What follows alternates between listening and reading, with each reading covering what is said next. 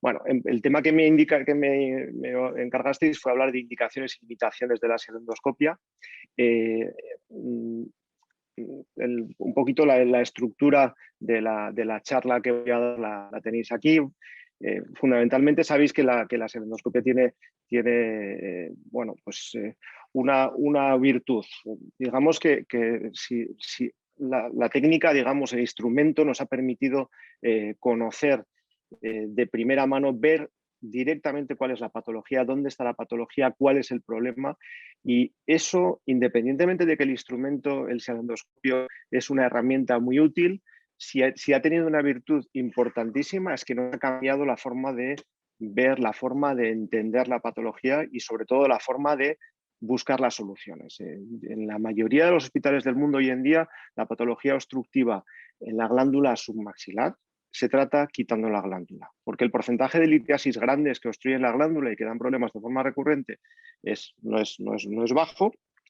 Ya sabemos que la incidencia global es baja, pero en concreto litiasis grandes en glándula submaxilar no es raro encontrar a lo largo del año, y quitar una glándula submaxilar es algo que técnicamente nos es muy aceptable.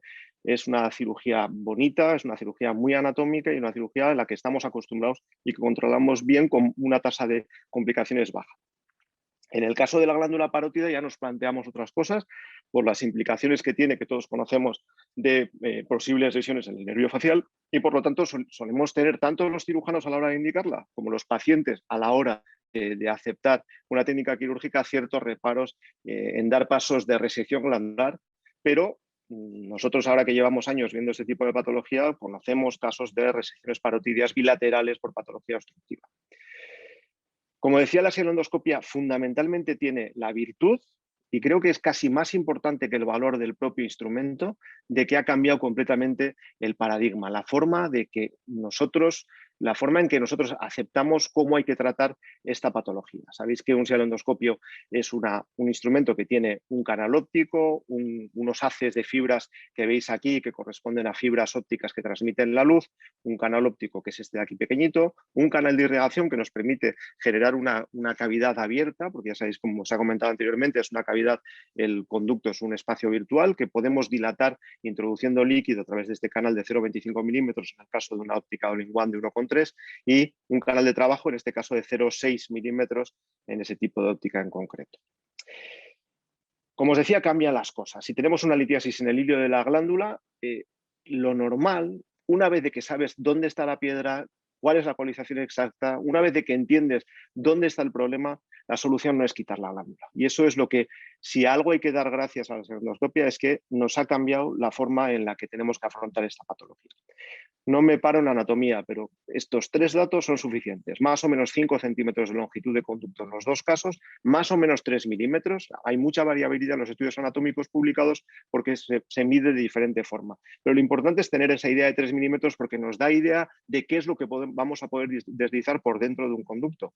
Cosas más grandes de 3 milímetros tenemos que pensar que igual no las podemos deslizar. Y es importante tener el dato del segundo molar, que también se ha comentado, por dos casos, por dos cosas. Porque en el segundo molar se produce el cruce del nervio lingual por debajo del conducto de Barton, y porque a nivel del segundo molar es donde aparece la salida de la papila, el orificio de salida del conducto de Stenor en la mucosa yugal. Importante de distribución de la patología en las glándulas. La inmensa mayoría de la patología obstructiva glandular se produce en el conducto. Si veis, en el caso de la glándula submaxilar, la inmensísima mayoría de la patología va a estar en el hilio, en el conducto. En el caso de la glándula parótida, bueno, un porcentaje de un cuarto de las ocasiones va a estar intraparenquimatosa, pero la inmensa mayoría también, de nuevo, va a ser patología abordable fuera del parénquima glandular. No me paro en esto. Perdonar, porque es que esto será de otra charla, me meto ahí por la mitad. Fundamentalmente, no me paro ahí. Lo que os quería decir es que la incidencia es fundamental. Se ha comentado antes que fundamentalmente podemos encontrar patología litiásica en el caso de la glándula submaxilar, aunque encontramos también patología litiásica en el caso de la glándula parótida, y la patología estenótica será más típica de la glándula parótida frente a la glándula submaxilar.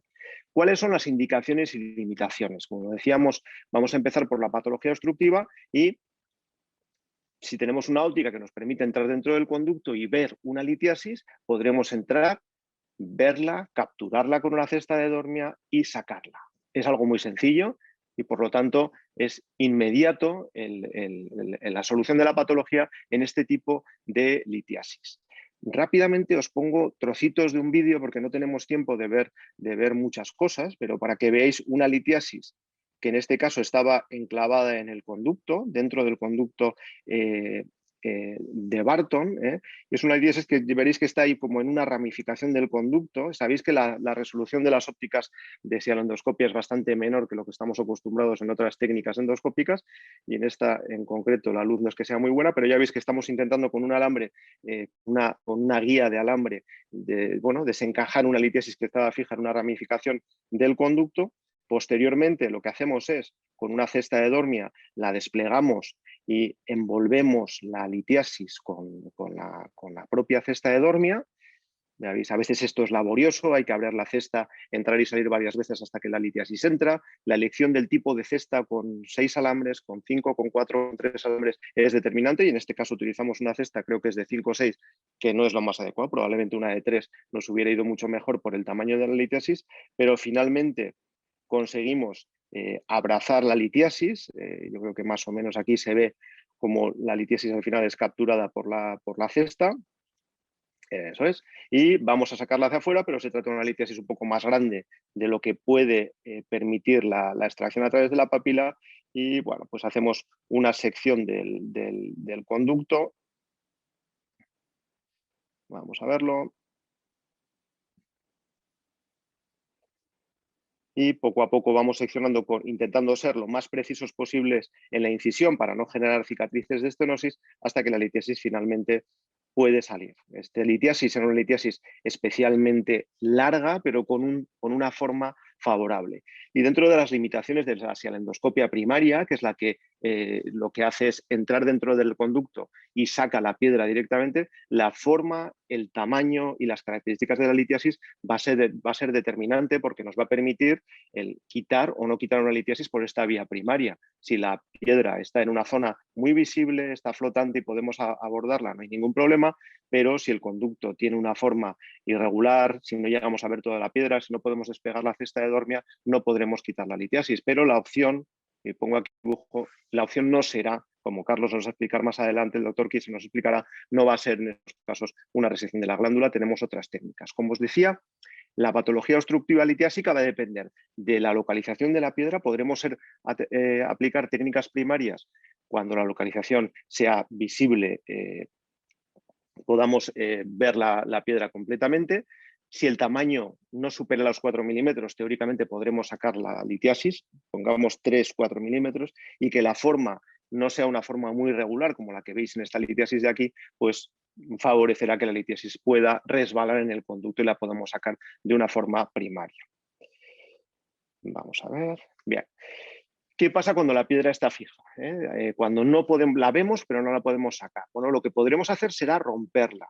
Romperla con un medio que en la inmensa mayoría de los centros del mundo se utiliza el láser olmio. No existen otros sistemas, que todos son heredados de la urología, y que realmente sí que nos permiten fragmentar una litiasis en trocitos que posteriormente podamos sacar con una cesta de Dormia, o en tamaños inferiores al milímetro o el milímetro máximo, que teóricamente pueden ser expulsados a través de un conducto que previamente hemos dilatado durante el procedimiento. Para que veáis un procedimiento con láser, esto se trata de una litiasis. Me he perdido, a ver. Perdonad un segundo. No sé si os voy a poder enseñar este vídeo avanzándolo correctamente.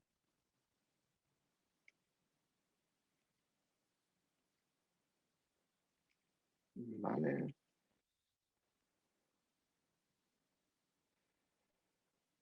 Bueno, por algún motivo en este caso no puedo avanzar. Solamente vamos a llegar al punto en el que vamos a ver cómo se trata de una litiasis fija. Inicialmente parecía que era una litiasis accesible, pero intentamos pasar la cesta por detrás de la litiasis y nos damos cuenta de que es imposible despegar. No podemos abrazarla. En ese caso lo que hacemos es introducir una fibra láser, y vamos a ver cómo con los disparos del láser conseguimos poco a poco fragmentar la piedra en unos trocitos que progresivamente, en un tiempo de trabajo muchas veces prolongado, conseguimos que la litiasis poco a poco se vaya rompiendo en trozos que vamos a poder posteriormente extraer. No me detengo. Todos los vídeos, luego os daré la referencia, están accesibles en nuestras páginas de Facebook, en nuestras páginas web, por lo tanto podréis verlos con tranquilidad cuando queréis porque están colgados. Pero la idea es esta, poco a poco vamos fracturando la litiasis en trocitos que posteriormente podremos extraer. Importante, mucho tiempo de trabajo en muchas ocasiones y también quemaduras del conducto que pueden tener su trascendencia, porque por mucho cuidado que tengas, siempre se genera temperatura que puede producir una estenosis a largo plazo.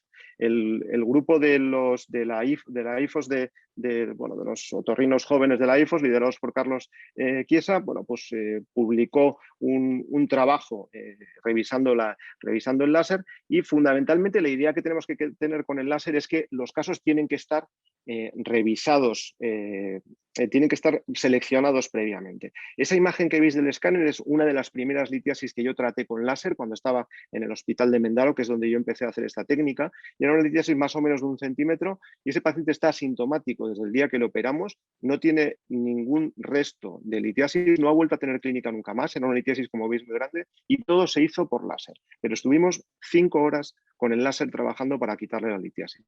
No es aceptable una técnica tan prolongada. Hoy en día no se nos ocurriría hacer esto con el láser. En aquel momento no controlaba las técnicas de abordaje combinado, que hoy en día son muy rutinarias para nosotros. Por lo tanto, el láser está bien cuando seleccionamos los casos. Y otra cosa que hay que saber del láser es que si iniciamos un tratamiento con láser, inmediatamente el volumen de la litiasis lo vamos a reducir y por lo tanto las técnicas combinadas pueden convertirse en algo más difícil. Entonces, si empezamos un láser, muy probablemente no vamos a poder cambiar a otro tipo de técnica y por lo tanto tenemos que tenerlo en cuenta. Para el láser, importante que podamos tener un tamaño aceptable en cuanto a tiempo de litotricia y que la litiasis sea completamente visible. Si en alguna zona la litiasis no es visible, no vamos a poder alcanzarla con el láser y por lo tanto podemos tener problemas.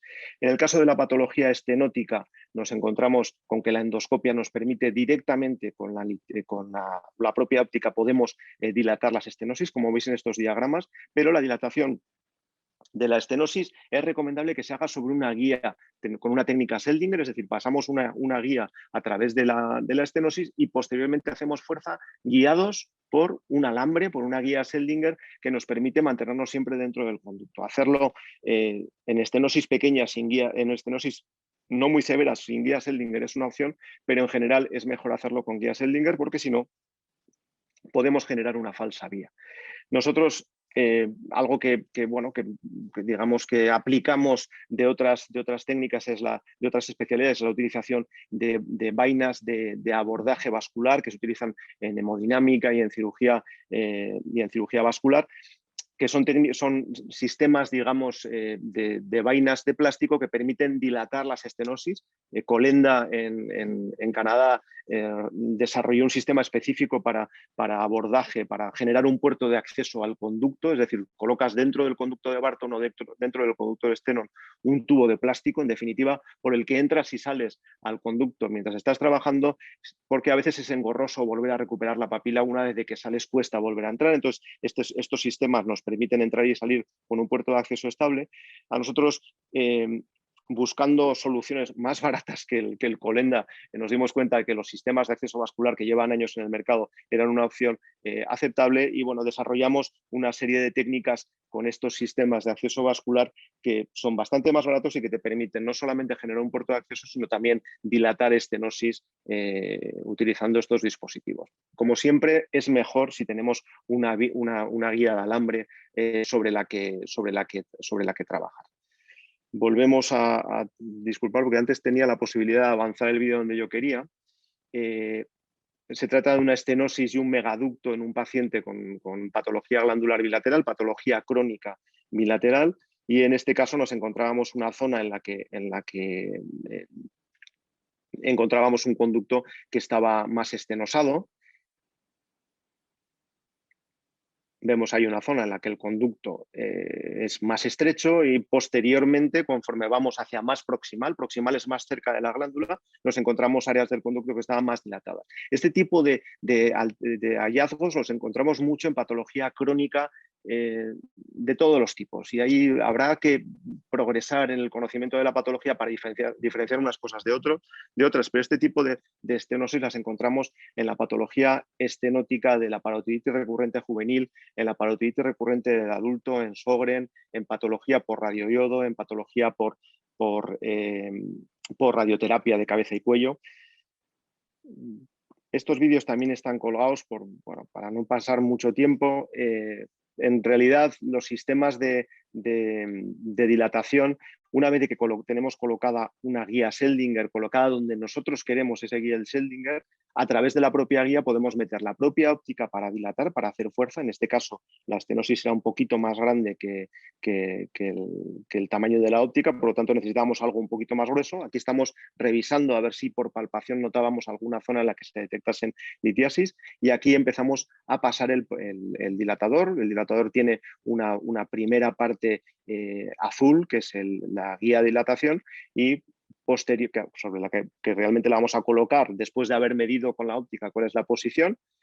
Vamos a colocarla en el área en la que hemos sobrepasado la estenosis, y posteriormente colocaremos el sistema completo, que es la vaina azul, como vais a ver, con pues, el dilatador blanco, que ya digo, nos puede servir como dilatador, o una vez de que lo dejamos dentro nos puede servir como un puerto de acceso. Son de la marca Terumo y el modelo es Radifocus. Radifocus es el modelo número 2 de la marca Terumo. Es muy barato y es muy útil en nuestra experiencia. Además de las litiasis y las estenosis, nos encontramos patologías de sialoadenitis recurrente. La encontramos en particular en los niños como una entidad muy consolidada desde hace muchos años, pero luego tenemos un grupo grande de patología recurrente inflamatoria, de sialoadenosis recurrentes inflamatorias relacionadas con la enfermedad de Sjögren y con radiación, ya sea por yodo y por radioterapia de cabeza y cuello, y también la encontramos de forma idiopática, es decir, hay pacientes que no tenemos antecedentes relacionados con patologías autoinmunes ni con radiación previa, pero que tienen episodios recurrentes. En general, en todos encontramos una sintomatología parecida. En los niños, como sabéis, la parotiditis recurrente juvenil es la segunda causa de parotiditis. Basta tener 2 episodios para considerarlo una parotiditis recurrente juvenil. Existe un rango de edad entre los 4 y los 15 años, más frecuente en niños, más frecuente unilateral, imágenes con glándulas multiquísticas en la ecografía y en la serografía y en la resonancia magnética, y periodos de intercrisis muy variables. Hay pacientes que tienen muchísima frecuencia de crisis, otros con una frecuencia de crisis más baja. Hay un consenso ya aceptado desde hace muchos años en que la sialoendoscopia, la dilatación con la óptica, la introducción de corticoides, la presión hidrostática generada durante el procedimiento dentro del conducto es un factor que resuelve la patología en un porcentaje de casos muy, muy elevado. En este caso, una sialoendoscopia pediátrica. Me da rabia, lo siento, no poder adelantar. No sé qué he hecho, que he quitado el deslizador para ver, pero como para que veáis, en los niños, realmente en los niños es muy fácil hacer la sialoendoscopia. En la inmensa mayoría de los casos la papila es muy visible. Es muy frecuente que aparezca esto que veis, que al drenar la papila aparece un contenido mucoide coloreado. La forma de hacerlo siempre es la misma. Utilizamos dilatadores y progresivamente vamos haciendo que el conducto sea más amplio. En este caso era una parotiditis recurrente juvenil de una niña que yo creo que le hicimos más de un procedimiento, creo que en 2 ocasiones el intervino. Una de las cosas que tiene la parotiditis recurrente juvenil, y hay que tenerla en cuenta, es que con el paso de los años desaparece. A veces tenemos casos dramáticos de niños con muchísima frecuencia de episodios, pero tenemos que tener en cuenta que hay muchos pacientes que se van a resolver espontáneamente. Hay gente que ha estado en lista de espera y que los padres nos han llamado para decirnos: el niño está bien, vamos a esperar sin hacer nada. Es una opción. Lo hacemos con anestesia general. Es un procedimiento muy cortito, con muy buenos resultados, pero hay que tener en cuenta esa posibilidad de resolución espontánea. Ya sabéis que existen diferentes dilatadores. Hemos visto los dilatadores normales del kit de Storz. Valen también los dilatadores de dacriocistorrinostomía. y aquí tenemos un dilatador cónico que nos permite hacer el conducto más amplio de manera de poder meter la óptica. Esperamos un segundito para que veáis el conducto por dentro una vez de que metemos la óptica, que creo que eso va a ser ahora mismo. En este caso irrigamos un poco el conducto porque una de las cosas que nos encontramos en estos casos es que la saliva dentro del conducto suele estar muy sucia, y irrigar el conducto nos permite aclarar el espacio, dilatarlo, de manera de que en el momento de meter la óptica veamos mejor, porque muchas veces el que esté sucia la óptica hace que sea más difícil la visualización. En este caso creo que estamos utilizando ya un dilatador del 4, con un dilatador del 3 es suficiente para introducir una óptica de 1,3 milímetros.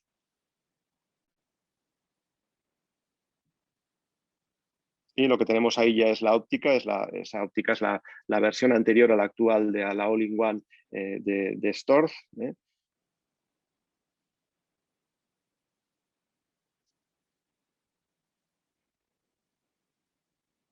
Nada, esperamos para que veáis el conducto por dentro. Una de las características que se repite en todos los estudios es que los conductos en las parotiditis recurrentes juveniles y en las parotiditis recurrentes del adulto, por la causa que sea, las características son saliva gruesa, saliva espesa, restos de moco flotantes, lo que se llaman depósitos algodonosos, y conductos con poca vascularización, con un aspecto blanquecino y muchas veces áreas estenóticas. Si os digo la verdad, a mí muchas veces me resulta difícil ver todas esas características, pero bueno, la realidad es que el ver saliva espesa, moco, etcétera, es muy, muy frecuente, y bueno, pues probablemente este caso se ve que es un poquito más pálido de lo que solemos ver en otras ocasiones. Si encontramos estenosis, las dilatamos. Si no las encontramos, solamente el efecto del corticoide que pondremos al final del procedimiento y la presión que generamos dentro del conducto resulta curativa. Y hay nuevas indicaciones. Las nuevas indicaciones son fundamentalmente la patología inflamatoria recurrente del adulto, y no me voy a parar mucho porque hay muchas publicaciones sobre este tema. Cuando yo empecé a hacer serendoscopia todavía el Sjögren no estaba claro que fuera a ser uno de los objetivos de la serendoscopia, pero hoy en día claramente lo es, y se ha demostrado que la utilización de la serendoscopia mejora la evolución y la sintomatología, no cura la enfermedad, evidentemente, pero los pacientes mejoran su calidad de vida en la sensación de sequedad de boca y los procesos de inflamación recurrentes. Hay múltiples estudios que lo demuestran. No me voy a parar tanto con sialendoscopia como con tratamientos directamente en consulta, únicamente dilatando y utilizando una jeringa de insulina con un catéter del 24, como este trabajo que veis aquí, y llenando el conducto con un corticoide. Este tipo de tratamientos son eficaces fundamentalmente por una ley de hidrostática, digamos, que es la ley de Poiseuille, que lo que dice es que si aumentamos el radio de un conducto, en la fórmula de flujo de líquido dentro de ese conducto, ese radio está elevado a la cuarta potencia. Por lo tanto, a nada que aumentemos un poco el radio, el aumento del flujo dentro del conducto va a ser muy, muy grande. Por lo tanto, cualquier procedimiento, y a nosotros nos pasaba al principio de que hacíamos un tratamiento en la glándula parótida, no te parecía que habías hecho mucho y resulta que el paciente mejoraba de una forma espectacular. Y es por eso, porque poca dilatación del conducto va a implicar un aumento del flujo muy importante. Por lo tanto, si reducimos la viscosidad de la saliva porque irrigamos y utilizamos corticoides que actúan directamente y además generamos presión que dilata el conducto, actuamos sobre esta fórmula de Poiseuille que está muy afectada por el radio del conducto y la viscosidad del líquido, y por lo tanto el flujo que conseguimos aumenta de una forma clara y secundariamente mejora la clínica. Bueno, yo creo que esto es lo que os quería comentar. Sabéis que organizamos todos los años, últimamente un poco, gracias al COVID, un poco desmadre, pero bueno, este año el 21 y 22 de octubre, bueno, ya estamos un poco tarde, siento que no poder animaros a venir, ya estamos terminando la organización, pero hacemos un curso intentando en menor escala, en una escala infinitesimal. El curso de Suiza lo recomiendo sin ningún tipo de duda porque, bueno, Luis os lo habrá contado, es un curso maravilloso, con un nivel extraordinario donde están los mejores del mundo. Yo he estado 4 veces, 3 veces como asistente y una cuarta vez como humilde ponente de cierta experiencia que habíamos adquirido con el tema de los dilatadores. pero realmente lo recomiendo. Pero bueno, si no queréis viajar a Suiza y queréis conocer una ciudad estupenda, tenéis San Sebastián para venir a visitarnos. Toda la información la tenéis en esas páginas web. Os pondré mi dirección de correo electrónico para los que lo necesitéis más adelante. Y tenemos una página de Facebook que es donde tenéis toda la información, y nuestra página específica de glándulas para que tengáis el contacto que necesitéis. Muchas gracias. Todo lo que quería contar ahí está.